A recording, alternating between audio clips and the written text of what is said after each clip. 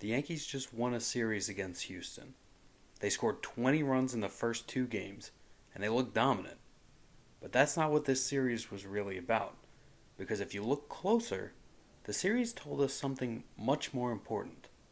This team is only going to go as far as the starting pitching takes it.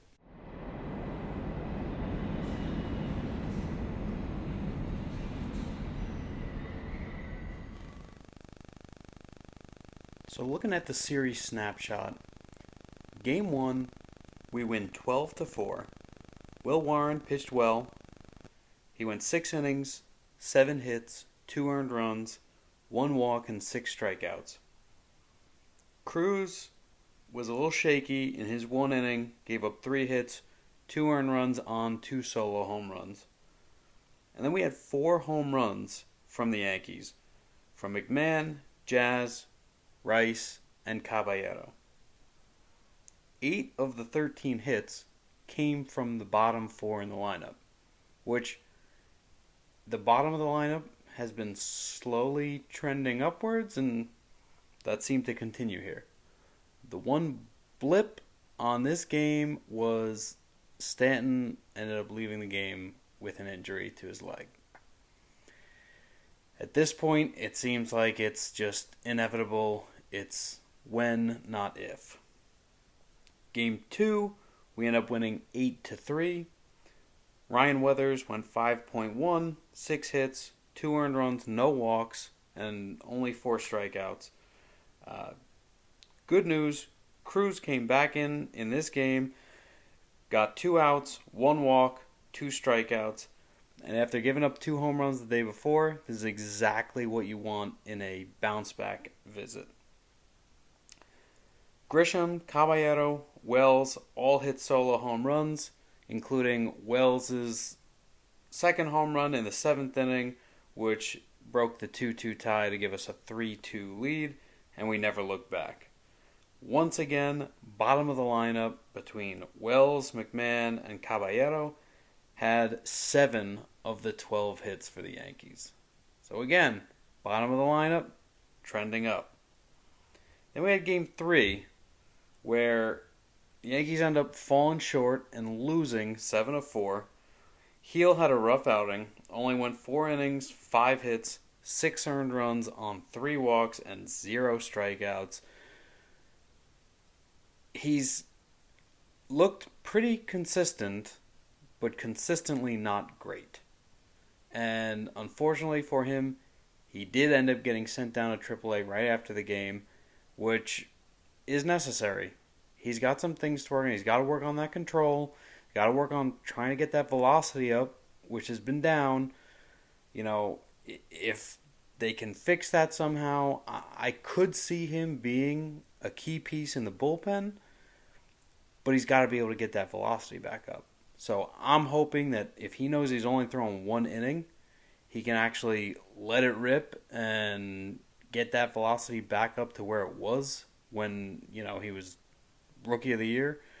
But only time will tell. Judge ended up having a solo home run. The offense finally showed life in the 9th inning with 2 outs, which obviously it's too little too late when you started out the game down 7-0. And Goldie looked good with 2 very hard-hit doubles in the game. So ultimately, we win the series 2-1 against a good team. But here's the pattern. Game 1, we have a strong start and a controlled win. Game 2, we have a strong start and a controlled win. Game 3, our starting pitching had no control, and we lose. And that's not random.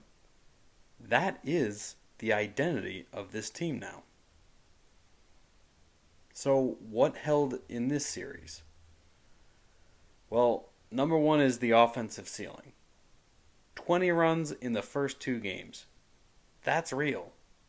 This lineup can take over games. And you see that. The 12 runs in the first game. We've seen that in the last couple series too. Not necessarily in Boston, but against Kansas City, we had the game where we scored 13. Against the Angels, we had the game where we scored 11. So this team is putting up double digits when it comes to runs, which, again, great sign for the offense.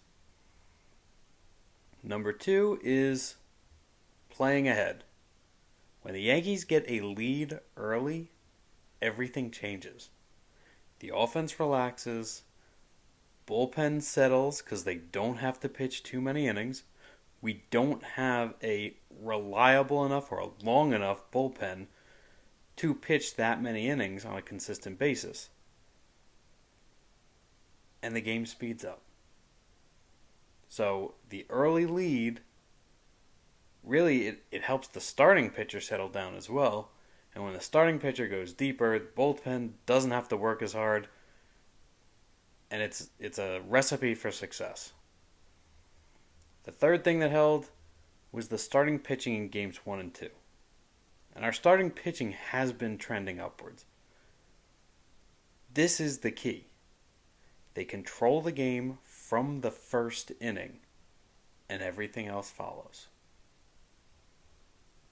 What did not hold in this series was the starting pitching in Game 3. And this is the story, because when that control disappears, everything else does too. We give up runs early. We're playing from behind. It's tougher for the offense. We've seen this. We've seen that in a very close game or games that we get early leads, our offense will hit. In games where we fall behind by more than one run early on, there's a very slim chance to see us come back. What else didn't hold? Game control under pressure. Well, without the strong start here in Game 3, the game felt faster, messier, and more reactive. We also had an error from McMahon in this game. If he's rushing things, when you fall behind, you feel that more pressure. It makes it tougher all around. Whether it's the offense pressing, the defense pressing, it's not what you want to see. And then the third thing that didn't hold was the sustainability across the series. We had 2 dominant games, 8 in a row, and the first 2 of this game, but then we had to step back. So it's not fully consistent yet. Will we get there? Hopefully. Now, coming into this series, the question was, is this version of the Yankees real? It was the version that was on a 6-game winning streak coming into this series, and the answer is yes. When the starting pitching is right. Because games 1 and 2 looked exactly like the series against Kansas City and the series against Boston, where you have a controlled, clean, and repeatable effort. But then you have Game 3. And that reminds us that this version of this team depends on one thing. And when it's not there, they don't have the same margin. So what was the turning point of the series? Well, it was Game 3. The early innings. Because that's where the pattern broke. For 2 games, the Yankees dictated everything. In Game 3, they were chasing early, and once that happens, they become a different team. So far in this season, we've had 18 wins in 28 games, and only 3 of those 18 wins were comebacks from being down by more than 1 run. And 1 of those 3 games, we had blown a 4-0 lead and a 7-4 lead. We're a different team when we are not close or leading. So how about the player performances? Well, the positive was the starting pitching. Will Warren, Ryan Weathers had good outings in this series. Again, the starting pitching is the foundation. When the starter limits damage early, controls the tempo, and keeps the game clean, the Yankees look like a complete team. Another positive is Jose Caballero because, again, he had back-to-back home runs in games 1 and games 2 of this series. He continued to be on fire. Unfortunately, he was held hitless in game 3, but he looks like a completely different player, so much better in the second half of this month so far. The concern that we have coming away from this series is the dependency on starting pitching. And this is the takeaway, because when that's not there, the offense presses, the bullpen gets exposed, and the game loses structure.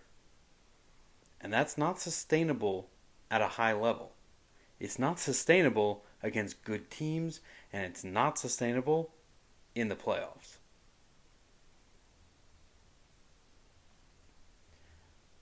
What's been trending? The offensive aggression.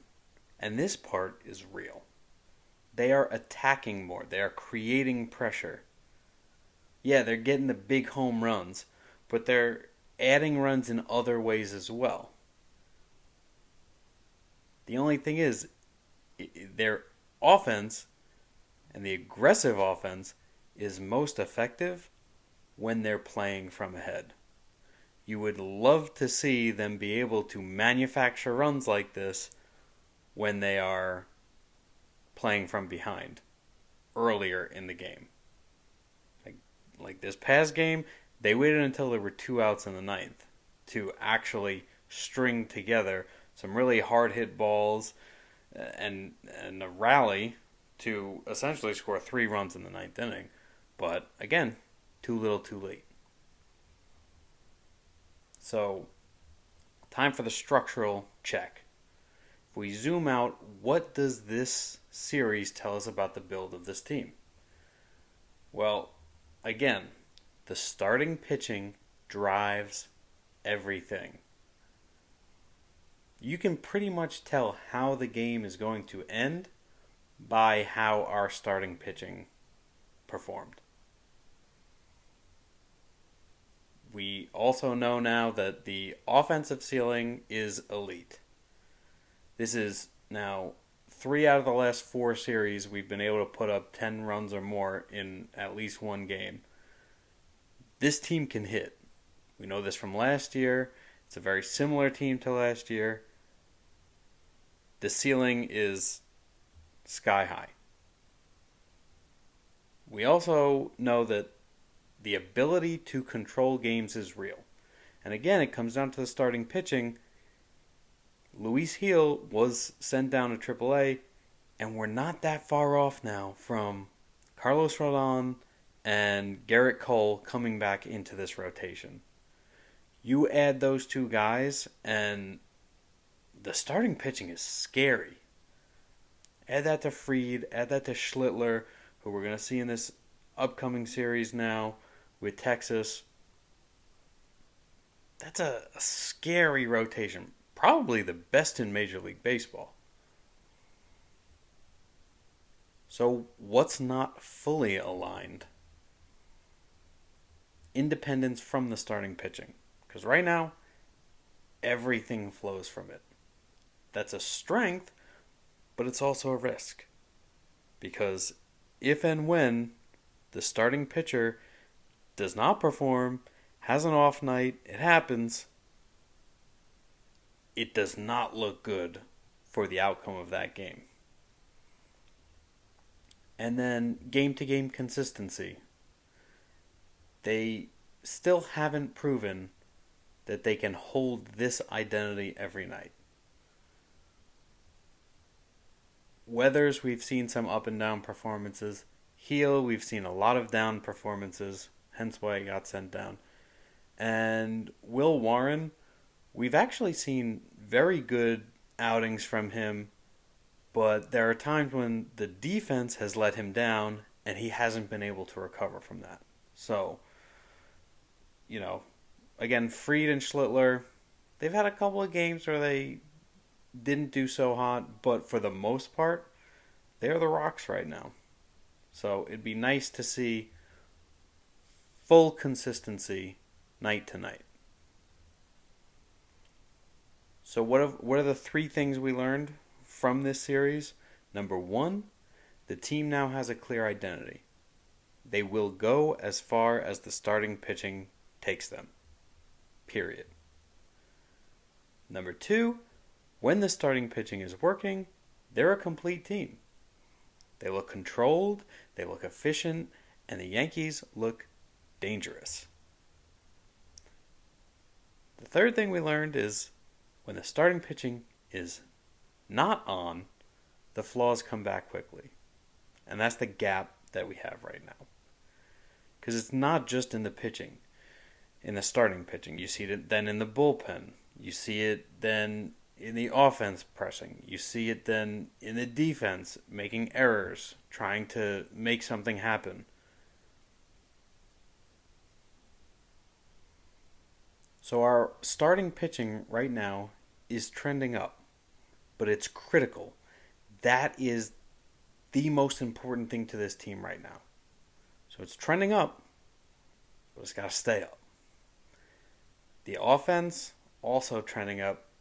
We've been seeing offensive explosions more and more. You love to see it. The execution, I would say, has been pretty consistent. We won 8 games in a row, beating up on the lesser teams. Now in Houston, we've had this rivalry with them for the last decade. They are not an easy team for the Yankees to beat. But we took care of business. We won the series. And the identity of this team is getting clearer. All eyes on starting pitching. So what should we look for in the next series against the Rangers? Well, can the starting pitching stay consistent? This is now the most important factor. We know it all relies on starting pitching. So that's going to be first and foremost what we want to see in the next series. The second thing is, can they win when the starter isn't dominant? This is something that we have not really seen this season. Maybe 1 or 2 games, but you would like to be able to see that if a starter doesn't have it, the bullpen is going to lock down and the offense is going to provide enough runs that you don't have to worry about it. I remember growing up and watching the Yankees and knowing that it didn't matter if we were down a few runs. This team was going to hit when it counted. When it mattered most at the end of the game, you knew they were going to hit. Now, obviously, the past is the past, and you can't compare this team to a team from 25 years ago. But we need to see if they can actually come through and win games when the starting pitching is not dominant, because it won't always be. Number 3, can the offense carry a game when needed? Because again, we haven't fully seen that yet. So, the final verdict from this series is the Yankees are better. That part is real. But this series made something very clear. They're a starting pitching driven team. And that can take you very far, but only if it holds. Because great teams don't just rely on one path to win. They have multiple. Right now, the Yankees are still building that. That's the standard. It's not just how you win, but how many ways you can win. Right now, they found one, but they need to prove that they have more. This is The Standard with Brian Leavy.